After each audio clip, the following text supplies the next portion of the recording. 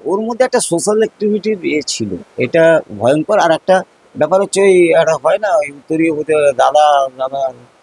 আর ও যেহেতু 7 বছর ওই কলেজটায়, 2 বছর এক্সট্রা চলে গেছিল বলে মানে টোটাল ওদের নিয়ম অনুযায়ী 8 বছর সুযোগ পাওয়া যায়। তো ও যেহেতু ছিল, তো জুনিয়ররা কি করতো, ও এইগুলো ভালো করতো, স্পেশাল সোসাস হ্যান ত্যান, পপুলারও ছিল। ওই যে আমি টিভি দেখে যা জানছি, প্রচুর ফলোয়ার্স, প্রচুর ফ্যান ফলোয়ার্স।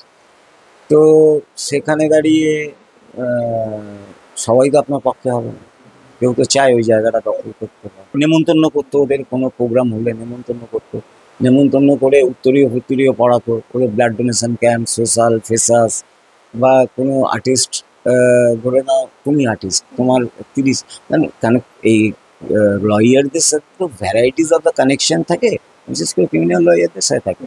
ধরো তোমার রেট 30,000 কি 50,000, সেটাকে একটু বলে দিল, দেখুন আমার আমার পুরোনো কলেজ, হ্যাঁ ওই এটা 30 করে দাও। এই এইগুলো ফেসিলিটিস গুলো পেয়ে যায়। যার ফলে আমি তো জানতে পারলাম, আমি টিভি দেখে যে আহ, এর সাথে ছবি, ওর সাথে ছবি, রাজনীতি করছে যারা,